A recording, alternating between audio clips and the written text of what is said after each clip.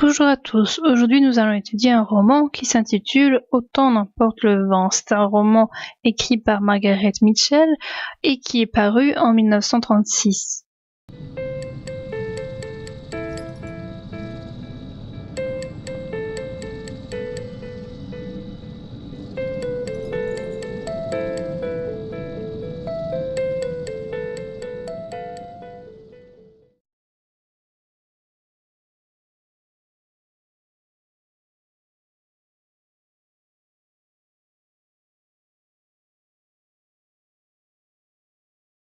Scarlett O'Hara discute avec les jumeaux Tarleton du prochain pique-nique et de l'annonce du mariage d'Ashley et de Mélanie, ce qui n'a pas l'air de plaire à Scarlett. Gérald, son père, comprend qu'elle est amoureuse d'Ashley. Il veut qu'elle oublie et qu'elle se trouve un nouveau fiancé. Au pique-nique, elle voit pour la première fois Red Butler. Kathleen lui dit que cet homme a une sale réputation. Profitant de la sieste des autres jeunes filles, Scarlett rencontre Ashley et elle lui dit qu'elle l'aime. Ashley lui confie qu'il l'aime aussi mais qu'il va tout de même épouser Mélanie. Red se montre à Scarlett, il était sur le sofa et il a écouté toute la conversation. Par bravade, Scarlett accepte la demande de Charles. Il se marie 2 semaines plus tard, mais son mari meurt à la guerre de Sécession où il s'était engagé. Elle donne naissance à son premier fils. Puisque Scarlett dépérit, elle est envoyée à Atlanta, chez sa tante Pitty. Elle rejoint là-bas Mélanie et Ashley. Elle devient infirmière. Lors d'une fête, Scarlett veut être comme les autres jeunes filles, avoir de jolies toilettes, des soupirants et s'amuser, mais sa condition de veuve l'en empêche. Elle rencontre Red lors d'une quête de charité. Mélanie et Scarlett donnent leur alliance. Lors de la mise aux enchères des femmes pour danser, le plus haut prix vient de Red pour Scarlett. Le père de Scarlett va à Atlanta. Il veut que Scarlett revienne à Tara car elle a déshonoré la famille en dansant avec Red. Scarlett est contre ce départ.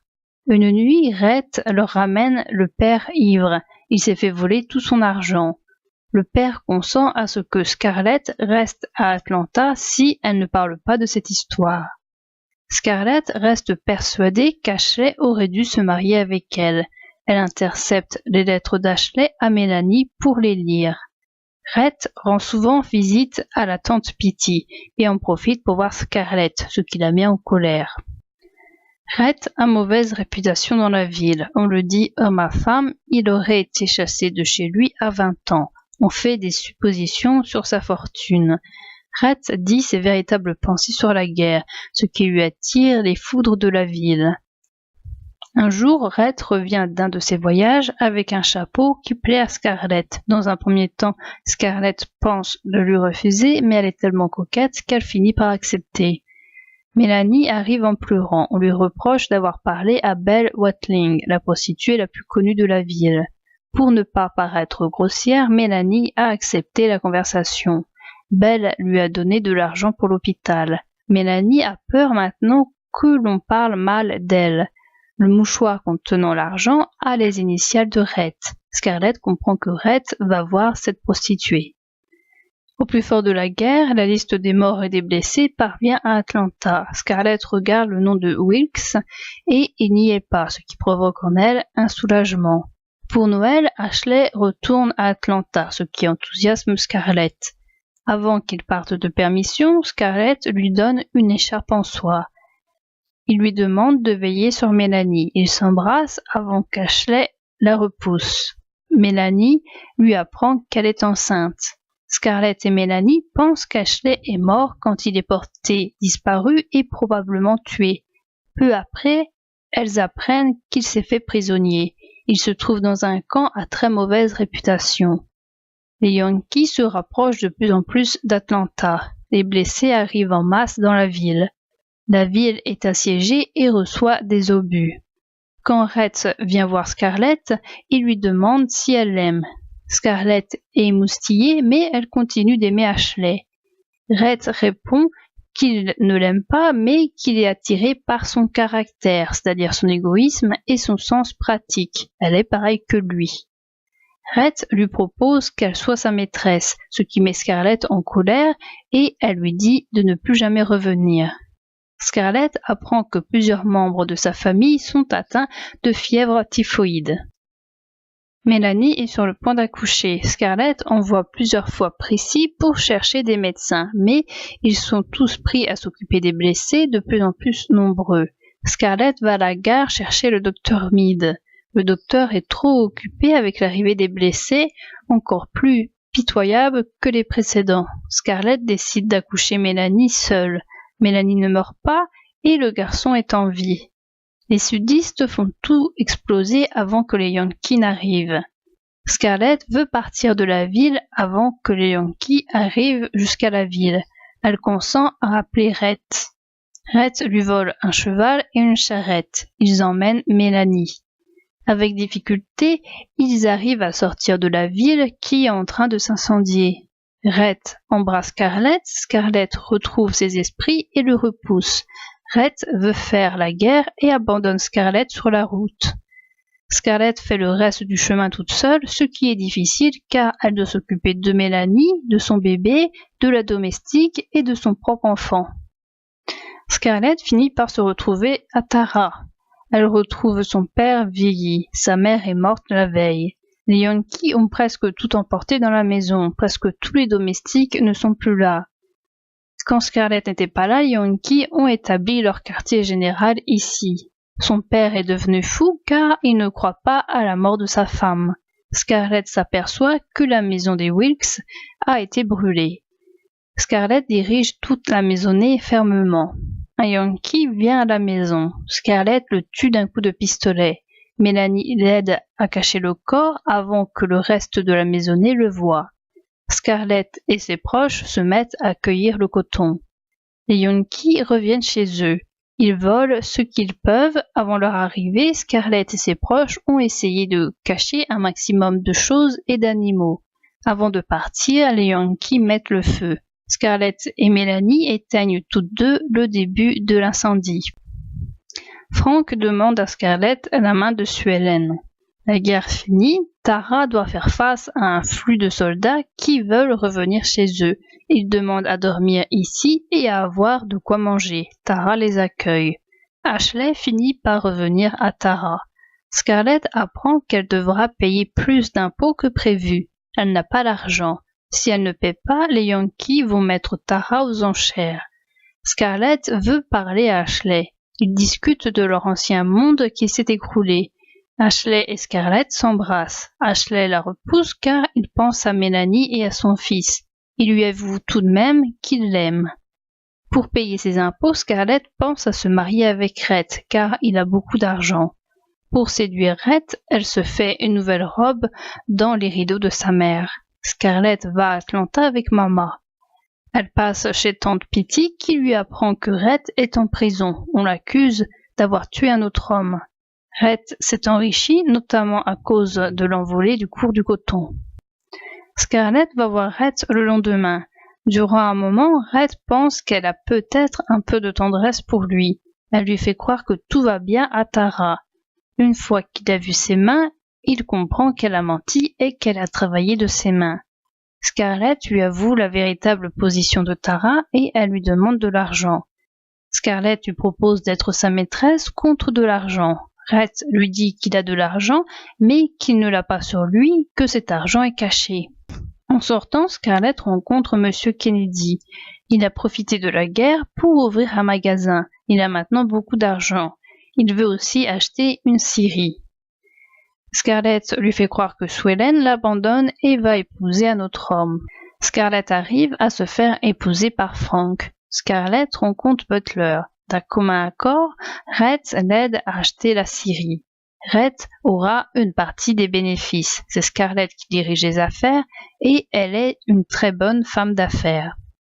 Tony Fontaine vient lui annoncer que lui et Ashley ont tué Wilkerson, l'ancien régisseur de la famille O'Hara, car il émettait des idées d'égalité.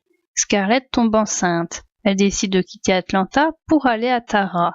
Une fois là-bas, elle apprend la mort de Monsieur O'Hara, son père. Il a voulu sauter une barrière avec son cheval qui s'est dérobé. Il est tombé et il s'est cassé le cou.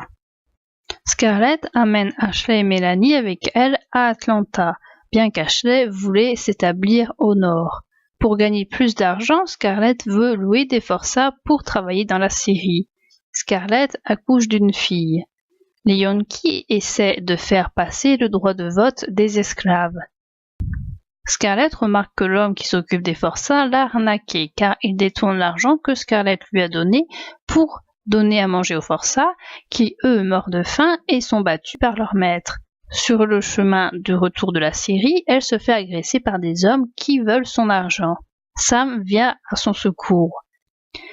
Rhett vient voir Scarlett et ses proches pour leur dire qu'Ashley et M. Kennedy ont été pris au piège des Yankees et font partie du Ku Klux Klan. Ils ont voulu tuer les deux hommes qui ont agressé Scarlett. Des Yankees viennent à la maison de Scarlett. Ils lui demandent où est Ashley, M. Kennedy et Hugh Helsing. Butler ramène les trois hommes. Ils font croire aux soldats Yankees qu'ils sont sous. Rhett dit que ces hommes n'ont pas participé à une descente du clan, mais qu'ils étaient avec lui en train de se saouler et de voir des prostituées. Ashley est blessée. Rhett apprend à Scarlett que son mari est mort dans la descente. Le lendemain de la mort de son mari, Rhett la demande en mariage. Elle répond oui. Avant de partir en lune de miel, Scarlett achète des cadeaux pour tout le monde, sauf pour Mama. Rhett décide de lui offrir un jupon de taffetas rouge. Ils établissent ensemble des projets d'avenir. Scarlett est enceinte. Scarlett ne veut pas garder le bébé, mais Rhett insiste. C'est une fille, ils vont l'appeler Bonnie. Rhett l'adore et il rassure sa fille la nuit. Scarlett ne veut plus d'autres enfants. Pour l'anniversaire d'Ashley, Mélanie demande à Scarlett de retenir Ashley à la Syrie le temps de préparer une réception. Elle se retrouve seule avec Ashley. Pour la première fois, elle ne ressent que de l'amitié pour lui. Ils se remémorent les bons moments de leur jeunesse. Ils finissent par amitié dans les bras l'un de l'autre. Madame Helsing, India et Archie viennent et les surprennent. Rhett a appris la nouvelle et force Scarlett à aller à la réception. Mélanie l'accepte, elle ne croit pas les bruits qui courent sur Scarlett. En rentrant, Rhett lui fait une scène car il est jaloux d'Ashley, qu'il ne sait pas ce qu'elle lui trouve et car il voudrait qu'il lui sorte de sa tête. Ils finissent par faire l'amour. Pour la première fois, Scarlett est satisfaite.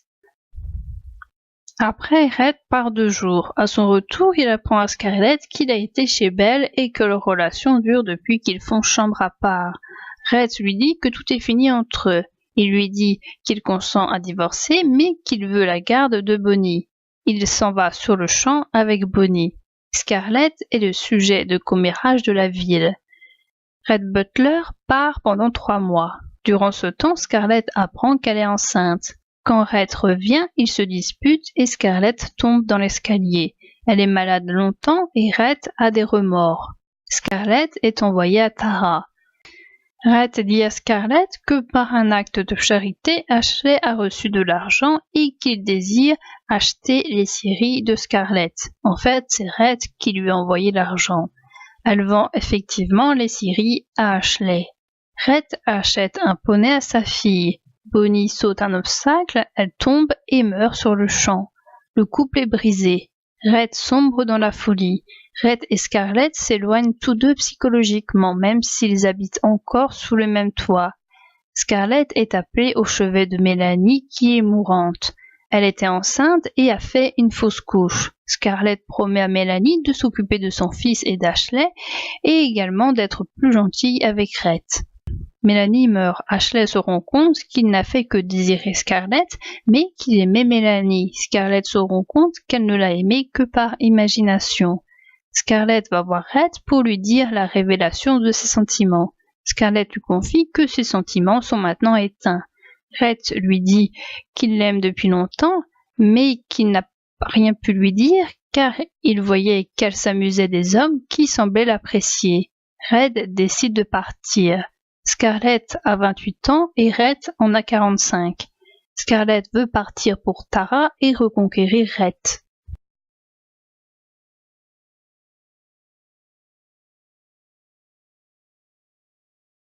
La déclaration d'amour pour Ashley se passe le même jour où Red voit pour la première fois Scarlett. Scarlett a choisi le plus mauvais moment pour faire sa déclaration d'amour.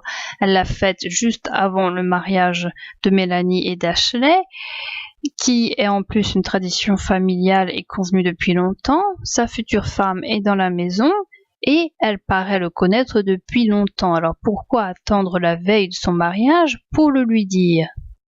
C'est là également où il y a les premières scènes avec Red. Déjà, premièrement, elle l'a remarqué en train de la dévisager en bas de l'escalier. Elle le considère comme quelqu'un de non fréquentable et elle est plus intéressée par ses frasques amoureuses scandaleuses que par l'individu en lui-même. Dans un deuxième temps, Red l'a surprise dans une conversation avec Ashley. Il s'est moqué d'elle. Déjà, la relation entre Scarlett et Red est compliquée et elle le sera tout au long du roman. Ils se connaissent, ils sont tout de même attirés l'un par l'autre, mais cependant, ils ne peuvent pas s'empêcher de se détester. À la suite de cela, Scarlett décide de dire oui à la demande de mariage de Charles. Elle ne le fait pas par amour, mais par vengeance. Elle accepte de se marier avec quelqu'un dont elle n'est pas amoureuse et sûrement qu'elle connaît à peine, juste parce que c'est le frère de Mélanie et qu'elle veut se venger de leur mariage. Cette vengeance va loin car elle a tout de même un enfant avec cet homme. Heureusement pour elle, ils ne sont pas longtemps mariés puisqu'il meurt à la guerre. Pour Scarlett, ces mariages ne veulent rien dire. Par exemple, quand elle donne sa bague au bal de charité, les gens pensent qu'elle se sacrifie en donnant sa bague, alors que pour elle, elle ne signifie rien, à part de s'être débarrassée de quelque chose qui la gênait. La plupart des gens sont particulièrement aveugles dans ce roman quant aux intentions de Scarlett, ce qui est tout de même invraisemblable. Il y a un changement dans Scarlett quand elle revient à Tara. Scarlett ne savait pas travailler de ses mains, elle va apprendre à s'échiner. Scarlett ne connaissait pas la faim, elle va savoir ce que c'est que d'avoir l'estomac vide. Scarlett connaissait le confort matériel, elle va manquer de tout. Scarlett ne pensait pas à l'argent, chaque pièce aura maintenant son importance. Elle commence à penser aux factures. C'est par ailleurs sans doute le manque qu'elle a vécu durant la guerre et cette grande chute qui la fera devenir si radine par la suite. Elle devait s'occuper de personne, les domestiques étaient là pour s'occuper de tout. Elle doit maintenant s'occuper de son père qui devient fou, de ses deux sœurs, d'Ashley, de Mélanie, des deux enfants, le sien et celui d'Ashley. Elle doit aussi donner des ordres aux domestiques. Elle devient la patronne de la maison alors que quelques années avant, c'était une jeune fille insouciante. Son domaine était fleuri par le coton, maintenant il est détruit. Les maisons aux alentours sont détruites, son monde de l'enfance est complètement détruit. La scène du meurtre du Yankee est également un grand tournant dans la vie de Scarlett. Pour la première fois, elle vole et elle tue. Elle voit aussi pour la première fois l'ennemi en face. Avant, elle était protégée plus ou moins bien par la ville d'Atlanta et elle n'avait vu que des morts ou des blessés de son camp. C'est la première fois depuis longtemps qu'elle a tant de richesses. Le travail ne rapporte pas autant, seuls les hors-la-loi peuvent s'enrichir. Le travail honnête ne rapporte pas grand-chose. Quand Scarlett revient à Atlanta, elle devient de pire en pire. Déjà, elle oblige les clients de Frank à donner l'argent qui lui devait, même si cela dérange Frank car il se doute bien que cette demande d'argent va mettre certains dans la panade. Et deuxièmement, elle se met à employer des prisonniers. La main-d'œuvre est moins chère et elle a peur des conséquences en engageant des esclaves car elle essaie protégée par les Yankees. Cette main-d'œuvre lui coûte moins cher. Ses proches lui disent que ce qu'elle fait est immoral, mais cela ne l'empêche pas de le faire quand même. Elle a tout de même un sursaut d'humanité quand elle voit son homme qu'elle a employé maltraiter les autres hommes et les laisser mourir de faim et quand elle lui demande de les traiter mieux. Mais cependant, cette idée lui passe bien vite au-dessus de la tête et elle remarque que cet homme fait beaucoup de profit en maltraitant les autres hommes. Ashley, lui, au contraire, les traite bien, mais il fait des pertes. Ainsi, les gains de l'homme qu'elle a employé permettent de faire équilibre avec les pertes d'Ashley. Scarlett est une femme impitoyable, mais en même temps moderne. Elle monte elle-même son entreprise, elle n'a besoin de personne, elle ne fait pas de sentiments, elle calcule tout et regarde les comptes, elle va à son travail seule en conduisant son fiacre. Avec son mariage avec Red, Scarlett a enfin tout ce qu'elle désirait. Elle redevient la jeune fille d'autrefois. S'il n'y avait pas eu la guerre, cela aurait pu être la continuité de sa vie d'avant. Elle ne travaille pas, les usines ont été vendues à Ashley, elle a un mari riche, elle ne pense plus à l'argent, elle ne vit plus dans la misère. Scarlett est passée du stade de l'inactivité la plus totale à celui où elle devait travailler de ses mains, à celui où elle devait travailler avec sa tête dans la gestion de l'usine, et enfin à celui où elle ne fait de nouveau plus rien. Scarlett a tout pour être heureuse, mais cependant elle ne l'est pas, car elle pense encore à Ashley.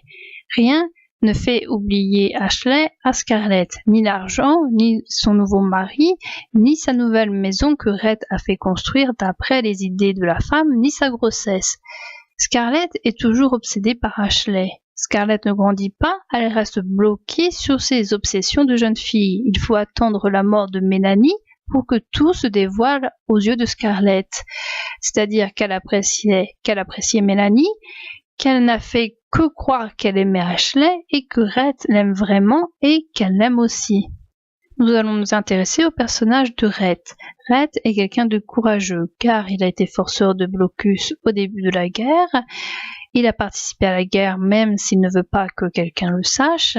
Il est courageux car il aide Scarlett à s'échapper d'Atlanta et car il a été mis en prison sans que cela le perturbe. Cependant, Red est tout de même un lâche. Il a peur de dire à sa femme qu'il l'aime. Au début, il dit ne pas l'aimer, mais être attiré par elle, car les deux caractères se ressemblent. Ceci est faux, car il est déjà amoureux de Scarlett. Il ne dira ses sentiments qu'à la fin du roman. Il lui dira qu'il l'aime depuis le début, mais que, vu le peu de cas qu'elle fait de ses amoureux, il n'a pas voulu se dévoiler. Même une fois marié, Red tait ses sentiments.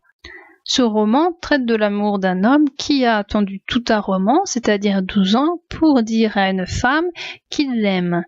Scarlett, elle, ne met pas autant de temps pour dire à Ashley qu'elle l'aime puisqu'elle le fait au début du roman. Toutes les fois où Red est en train de regarder Scarlett, il ne le fait pas ironiquement, ce n'est pas un animal qui attend sa proie, mais un homme qui attend quelque chose d'une femme, mais qui ne peut pas le lui dire car il a peur.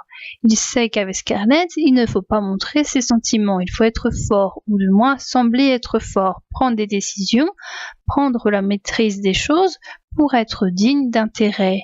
Red n'est pas quelqu'un d'aussi courageux qu'on pourrait le croire. Il dit s'être usé auprès de Scarlett, il dit avoir rapporté tout son amour sur Bonnie, puisque sa femme était inaccessible, et enfin il dit ne pas pouvoir aimer quelqu'un encore une troisième fois. Nous avons un individu qui est à bout, qui s'est trop esquinté à croire en des gens qui soit s'éloignent de lui, soit meurent. Red et Ashley sont différents. Tout d'abord, Red est quelqu'un qui prend des décisions, c'est quelqu'un d'énergique et de responsable. Ashley, au contraire, est faible, il est pleurnichard, c'est un rêveur et il n'arrive pas à travailler. Mais cependant, ils se ressemblent tout de même. Ils se ressemblent dans leur incapacité à dire clairement leur amour pour Scarlett, également dans leur incapacité à posséder physiquement Scarlett. Du moins, ça l'aide pendant longtemps pour Red. Les effets physiques des baisers des deux hommes sur Scarlett sont les mêmes. Maintenant, nous allons nous intéresser au personnage de Scarlett. Scarlett peut paraître comme quelqu'un d'inculte. Elle ne veut pas entendre parler de la guerre, elle ne sait rien sur l'éducation, ainsi elle terrifie ses enfants et après elle s'étonne qu'ils ont peur d'elle. Elle n'est pas capable d'analyse psychologique, à part quand cela va dans son intérêt. Elle ne comprend que l'argent et le profit. Scarlett n'écoute jamais son cœur, elle est convaincue d'aimer Ashley. Elle ne comprend pas que Mélanie est sa seule amie et elle ne se rend pas compte qu'elle aime Red. Scarlett n'est pas l'archétype de la femme de l'époque. Elle ne se laisse pas dicter les règles par quelqu'un. Elle n'est pas ce que les autres veulent qu'elle soit. Elle est ce qu'elle est. Elle est c'est-à-dire une femme d'affaires. Scarlett peut être vue de différentes manières. Elle peut être vue comme quelqu'un de stupide ou au contraire d'intelligente. Elle peut être vue comme quelqu'un d'admirable ou au contraire d'horrible. Scarlett a des points faibles. Tout d'abord, il y a ses cauchemars qu'elle fait à répétition et deuxièmement, il y a le fait qu'elle vive dans un rêve quelquefois, notamment dans son obsession avec Ashley. Nous allons nous intéresser au personnage de Mélanie. Mélanie est un être moral, elle est complètement gentille, elle pense toujours aux autres avant elle. Ainsi, quand elle est prête à accoucher et que Scarlett sent que ça va mal se passer, Mélanie demande de ne pas appeler le docteur et de le laisser aux autres malades. Scarlett déteste Mélanie car elle pense toujours aux autres avant elle-même, elle n'a jamais de haine, elle n'est jamais en colère, elle ne connaît pas la jalousie ou l'envie et car elle est l'antithèse de Scarlett. Mélanie est la seule femme à être vraiment femme dans ce roman, dans le don de soi, dans la pureté, dans la bonté, dans ses pensées et dans ses inquiétudes pour son mari et également dans son sacrifice de sa vie pour avoir un second enfant pour faire plaisir à son mari. Cependant, en étant trop bonne, on devient mauvaise inévitablement. On ne peut jamais satisfaire tout le monde. Ainsi, à Tara, quand Scarlett a enfin réussi à redresser le domaine familial, Mélanie se met à offrir des plats aux anciens combattants qui passent par là. Scarlett s'est échinée à reconstruire le domaine, mais elle est obligée de voir la nourriture s'échapper sous ses yeux car Mélanie la donne aux passagers. Un deuxième exemple est quand Mélanie force Ashley à suivre Scarlett. Ashley avait d'autres projets pour sa vie et il voulait aussi fuir Scarlett. Mais sans le faire exprès, Mélanie fait du tort à son mari en voulant obéir aux volontés de Scarlett. Nous allons nous intéresser au personnage d'Ashley. Ashley est cultivé, il est éduqué et réfléchi. Il comprend ce qui se passe autour de lui au sujet de la guerre, il sent que cette guerre sera perdue et il le dit, même si Scarlett ne veut pas toujours l'écouter. C'est un rêveur, ce qui le rend impuissant dans ses actions. Il est inutile, il n'arrive pas aux travaux de la terre à Tara et il n'arrivera pas à générer du profit à la Syrie. Il vit au crochet de Scarlett qui héberge sa femme et son enfant. Elle lui donne une partie de sa maison et une partie de sa nourriture. Ashley s'en veut de ces situations, mais il ne fait rien pour s'en sortir. Ce n'est pas normal qu'un homme père de famille ait besoin d'une femme autre que la sienne pour arriver à survivre. Ashley refuse de changer. Il restera le vieux Sud, alors que Scarlett et Rhett, eux, accepteront de changer. Ils sauront encore un peu du vieux Sud, mais ils évolueront vers la mentalité du Nord. Ashley est bloqué dans son passé. Quand Ashley énumère à Scarlett son ancien monde, tout ce qu'ils ont perdu, c'est là où Scarlett flanche, où elle l'embrasse, où ils se prennent dans les bras en amitié. Cependant, Scarlett ne peut pas s'appesantir que sur son passé, elle a besoin d'aller de l'avant. Nous allons maintenant nous intéresser au personnage de Mama. Elle s'occupe de la famille O'Hara depuis pas mal d'années. Elle est peut-être un peu comme Scarlett dans le sens où elle fait ce qu'elle veut et dit ce qu'elle pense. Par exemple, elle n'hésite pas à parler des sentiments de Scarlett et de Rhett après la mort de Bonnie, alors que Mélanie lui dit de se taire. C'est la seule femme à se faire respecter par Scarlett, à lui donner des ordres, même si Scarlett s'en fiche souvent. Elle est la seule à voir les véritables pensées de Scarlett. Elle est la seule à ne pas céder à tous ses caprices. Scarlett ne l'aime pas à part à la fin du roman où elle souhaite la revoir.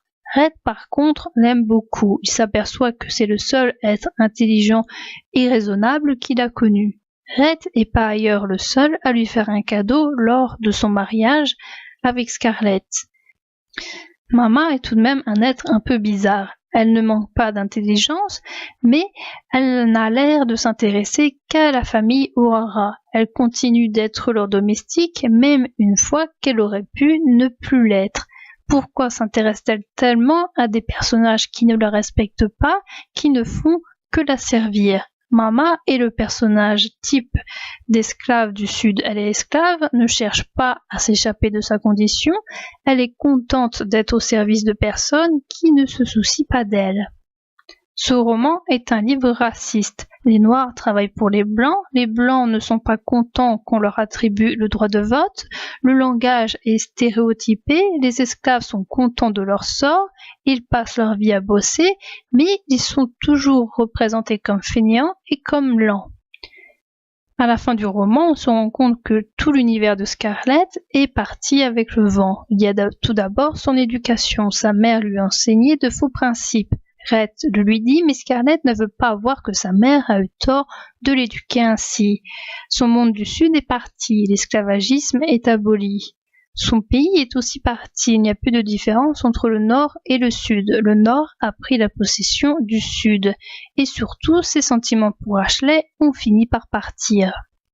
La volonté a une large place dans ce roman. Ceux qui n'en ont pas ne réussissent pas. C'est le cas d'Ashley ou encore le cas de M. Kennedy. C'est la volonté qui aide Scarlett à surmonter l'adversité. C'est grâce à elle qu'elle arrive déjà d'une à survivre à la guerre et de deux à tout reconstruire.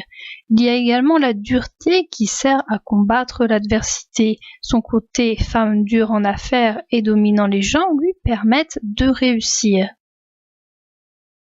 Les hommes sont plutôt faibles dans le roman. Ils se font piéger par les femmes.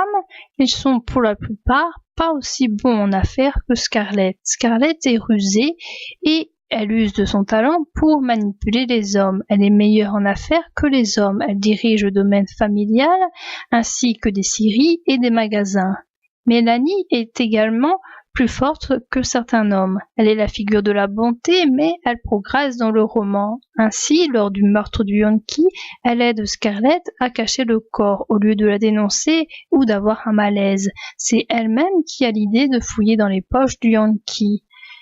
Il y a également une voisine qui s'appelle Madame Fontaine qui est également supérieure quelquefois aux hommes. Par exemple, quand elle explique à Scarlett qu'elle a dû faire face au meurtre de sa famille après le passage des Indiens. Elle a tout de même réussi à se remettre sur pied et à reconstruire sa vie à nouveau. Le gros problème de ce roman est le temps. Personne n'aime une autre personne au bon moment. Quand Scarlett pense aimer Ashley, elle n'aime pas Rhett, qui pendant ce temps-là l'aime. Quand Scarlett remarque qu'elle aime Rhett, Rhett n'a plus de sentiments pour elle car il a trop attendu et qu'il a été trop déçu. Autant n'emporte le vent est un roman terrible dans le sens où ce roman détruit les espoirs et les rêves des gens avant leur réalisation ou alors laisse les gens construire leurs rêves et leurs aspirations pour les voir ensuite dépossédés. Dans les deux cas, cela mène à la souffrance.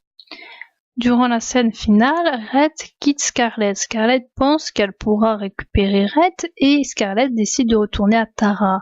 Scarlett a toujours obtenu les hommes qu'elle voulait. La question que l'on se pose est, va-t-elle réussir à récupérer Rhett? Ne va-t-elle pas passer son rêve d'Ashley à Rhett? Ne va-t-elle pas encore se perdre dans un nouveau rêve? Scarlett est une personne déterminée, mais elle repousse toujours au lendemain les pensées désagréables. C'est sa manière de faire face aux mauvaises choses pour aller de l'avant. Il y a un refus dans Scarlett de regarder en arrière. En allant de l'avant, elle a su reconstruire Tara, elle a su aussi s'enrichir. Cependant, c'est aussi cette manière de refuser de regarder en arrière qui est la source de ses échecs. Une fois qu'elle a un but de fixer, elle ne s'en éloigne pas. Ainsi, elle ne se remet jamais en question vis-à-vis de son amour pour Ashley. Cette non-remise en question contribue à se tromper et à continuer de se tromper et de se rendre compte trop tard qu'elle a dépensé beaucoup de temps et d'énergie à une chose qu'elle ne veut plus. On est quasiment sûr qu'à la fin, elle obtiendra de nouveaux Rhett. Mais il y a deux possibilités. Soit elle sera heureuse en ayant Rhett, soit Scarlett obtiendra ce qu'elle veut, mais cependant découvrira que ce n'était pas finalement ça ce qu'elle voulait.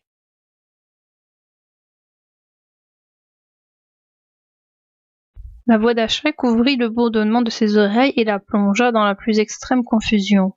Par la porte entrebâillée, Ashley la regardait, un sourire railleur aux lèvres. « Qui fuyez-vous, Charles ou les Tarleton ?» Elle faillit s'étrangler. Il avait donc remarqué son succès auprès des hommes.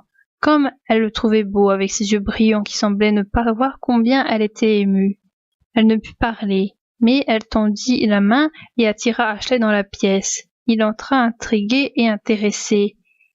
Il y avait en Scarlett une intensité dans ses yeux, une lueur qu'il n'avait jamais vue auparavant, et malgré le demi-jour, il s'aperçut qu'elle avait les joues rouges. Machinalement, il referma la porte et prit la main de Scarlett. « Qui est-il » fit-il presque à voix basse. Au contact de sa main, Scarlett se mit à frissonner. Le moment était arrivé. Tout allait se passer comme elle l'avait rêvé. Un millier de pensées incohérentes lui traversaient l'esprit. Elle était incapable d'en exprimer une seule. Elle se contentait de trembler et de dévisager Ashley. Pourquoi ne parlait-il pas ? Qui est-il ? Répéta-t-il. Vous avez un secret à me confier ? Brusquement, elle retrouva l'usage de la parole, et tout aussi brusquement, il ne resta plus rien de ce qu'on lui avait inculqué pendant des années. L'âme irlandaise, l'esprit sans détour de Gérald, parla à la bouche de sa fille. Oui, un secret. Je vous aime. Pendant un instant régna un silence si lourd qu'on eût dit que ni Ashley ni elle ne respiraient. Enfin Scarlett cessa de trembler. La joie et l'orgueil lui inondèrent le cœur. Pourquoi n'avait-elle pas eu recours à ce moyen plus tôt ? C'était tellement plus simple que tous les stratagèmes de femme du monde qu'on lui avait appris. Alors ses yeux cherchèrent ceux d'Ashley. Ils avaient une expression de consternation, d'incrédulité. Il y avait même en eux quelque chose de plus. Qu'est-ce que c'était ? Oui, Gérald avait eu cette expression le jour où son cheval favori s'était cassé une jambe et où il avait dû l'abattre. Pourquoi fallait-il qu'elle songeât à cela maintenant ?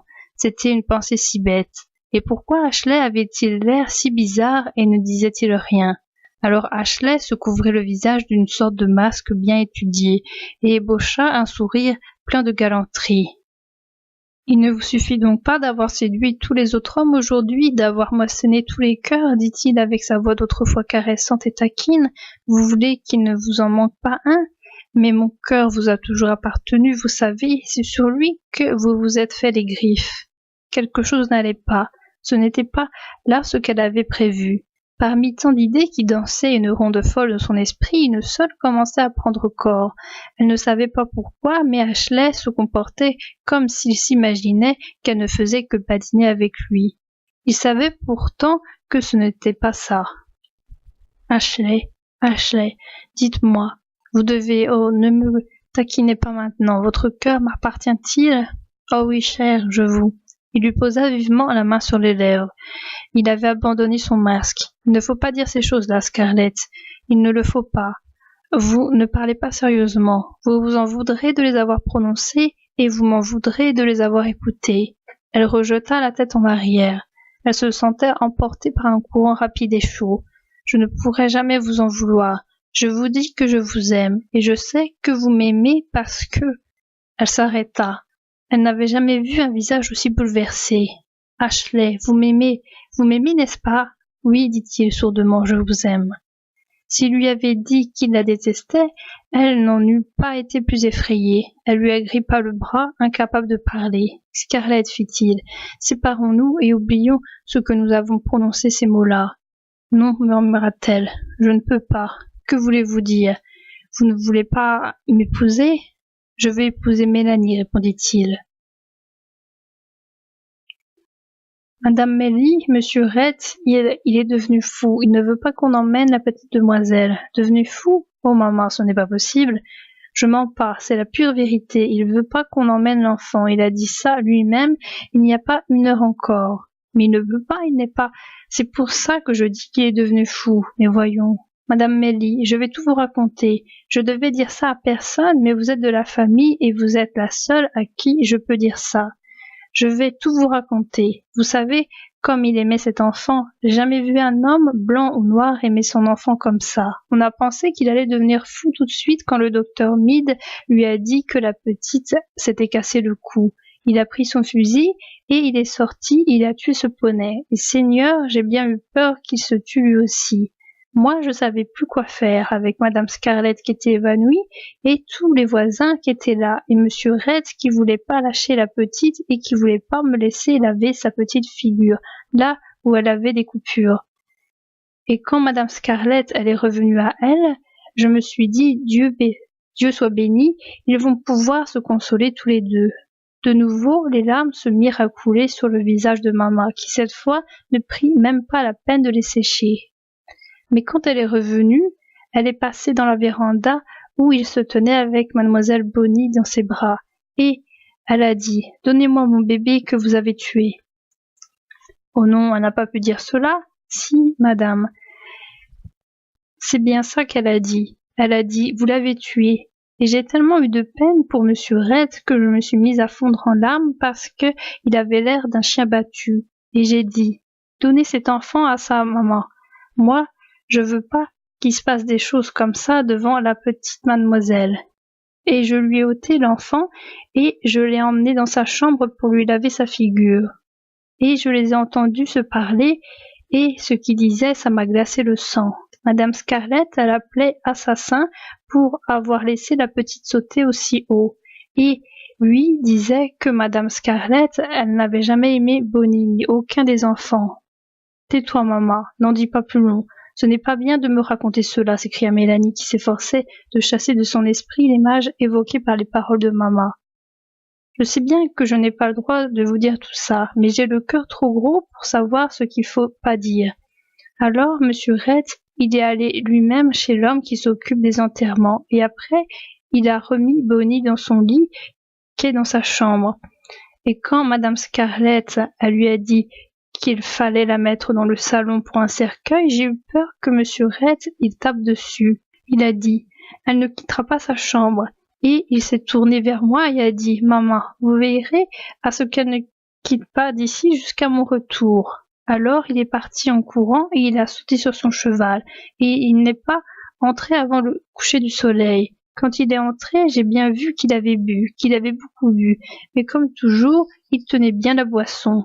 Il est entré dans la maison sans même parler à Madame Scarlett ou à Mademoiselle Pitty ou aux autres dames qui étaient venues, et il est monté 4 à 4 dans sa chambre, et il m'a appelé de toutes ses forces. J'ai monté l'escalier aussi vite que j'ai pu, et quand je suis arrivée, il était près du lit, et il faisait si noir que je pouvais presque pas le voir, parce que les volets, ils étaient tirés. Alors il m'a dit, comme s'il allait me manger, « Ouvrez les volets, il fait noir ici. » Je les ai ouverts, et il m'a regardé, et Seigneur Dieu, Madame Melly, j'ai eu peur que mes genoux, ils ne me portent plus à cause que monsieur Red, il avait l'air si bizarre. Alors il m'a dit, apportez des lumières. Il faut pas qu'elles s'éteignent, et puis pas d'abat-jour. Vous savez donc pas que mademoiselle Bonny, elle a peur du noir? Les yeux agrandis par l'horreur, Mélanie regarda maman qui hocha la tête d'une façon lugubre. C'est ce qu'il m'a dit. Mademoiselle Bonny, elle a peur du noir. Maman frissonna. Alors, quand je lui ai apporté une douzaine de bougies, il m'a dit « Sortez ». Et il a fermé la porte à clé et il est resté avec la petite mademoiselle. Il n'a pas ouvert, même quand Madame Scarlett est venue hurler devant la porte. Et il est comme ça depuis 2 jours. Il ne veut pas entendre parler des obsèques. Et le matin, il ferme la porte à clé et il s'en va sur son cheval. Il revient le soir complètement ivre et il s'enferme encore. Et il ne mange pas. Et il ne dort pas. Et maintenant, voilà que la vieille Madame Butler, elle est venue de Charleston et que Madame Swellen et Monsieur Will, ils sont venus de Tara. Mais Monsieur Red, il ne veut pas leur parler. Oh, Madame Melly, c'est horrible. Et ça va être encore pire. Et les gens vont commencer à dire que c'est un scandale. Et alors, ce soir, maman s'arrêta et s'essuya pour la seconde fois le nez du revers de la main. Ce soir, Madame Scarlett, elle l'a attrapé dans le couloir du premier, et elle est entrée dans la chambre avec lui, et elle lui a dit « L'enterrement, il aura lieu demain matin. » Et il a dit « Faites ça, et je vous tue demain. » Oh, mais c'est sûr, il ne doit pas avoir sa tête à lui. Oui, madame, c'est sûr. Et ils ont parlé si bas tous les deux que j'ai rien pu entendre, sauf monsieur Red qui disait encore que mademoiselle Bonny, elle avait peur du noir, et que dans la tombe il faisait rudement noir. Et au bout d'un moment, Madame Scarlett, elle a dit « C'est monstrueux de faire ça après l'avoir tué pour satisfaire votre orgueil. » Et il a dit « Vous avez donc pas pitié ?» Elle a dit « Non, et je n'ai pas d'enfant non plus. Et je peux plus supporter la façon dont vous vous conduisez depuis que vous avez tué Bonny. C'est un scandale dans toute la ville. Vous êtes toujours ivre, et si vous pensez que je ne sais pas où vous avez passé tout votre temps, vous êtes un imbécile. Je sais que vous êtes allé chez cette créature, chez cette belle Watling. Oh, maman, ce n'est pas possible. Si, madame. C'est ce qu'elle a dit. Et puis, madame Melly, c'est la vérité. Les nègres, ils savent un tas de choses bien plus vite que les blancs. La vie qu'elle menait était si agréable, si paisible, les gens qui l'entouraient lui prodiguaient tant d'affection que les récits de maman dépassaient presque sa compréhension. Il lui était difficile de croire la vieille négresse, et cependant, un souvenir se glissait dans sa mémoire, une image qu'elle s'empressa de repousser, comme elle se fût détournée du spectacle d'un corps nu. Rhett avait parlé à Belle Watling le jour où il avait sangloté, la tête posée sur ses genoux.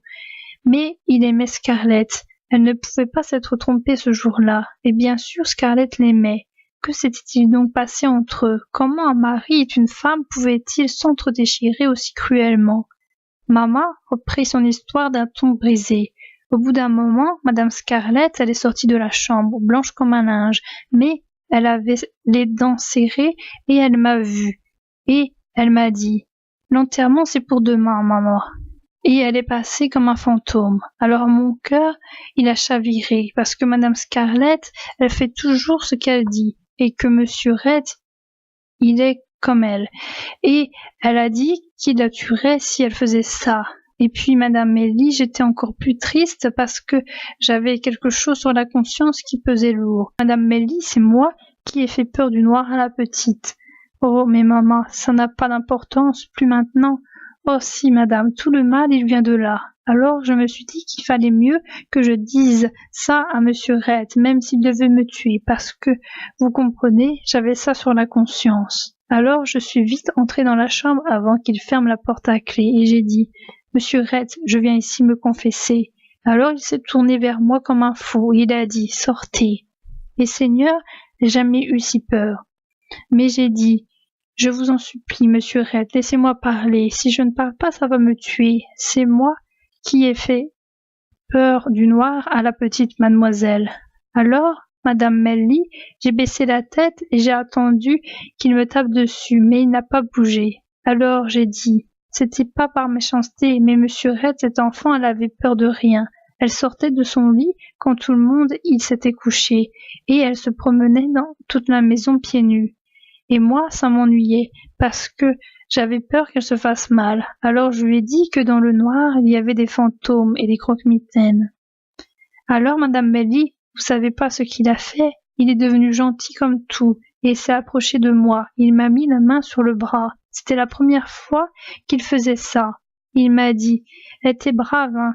Elle avait peur que du noir. » Et quand j'ai commencé à pleurer, il a dit « Voyons, maman. » Et il m'a caressé le bras. « Voyons, maman, faut pas vous faire du chagrin comme ça. Je suis content que vous m'ayez dit cela.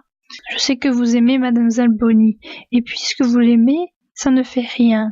C'est ce qu'on a dans le cœur qui compte. Vous voyez, madame, c'était gentil de me consoler comme ça. » Alors j'ai osé lui dire « Eh bien, monsieur Rhett, et l'enterrement ?» Alors il m'a regardé comme un sauvage. Ses yeux, ils étaient comme du feu. Il m'a dit « Bon Dieu, je croyais que au moins vous compreniez, même si les autres, ils ne comprennent pas. Pensez-vous que je vais laisser emmener mon enfant dans le noir quand elle en a si peur? J'entends encore les hurlements qu'elle poussait quand elle se réveillait dans le noir. Et je veux pas qu'elle ait peur.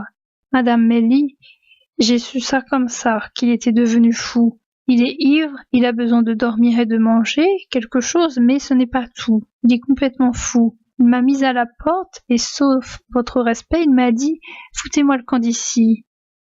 Je suis descendue, et j'ai pensé qu'il voulait pas qu'on enterre la petite demain, et madame Scarlett, elle a dit que l'enterrement, il était pour demain. Il a dit qu'il la tuerait. Et la maison qui était pleine de parents et de tous les voisins qui parlent à tort et à travers.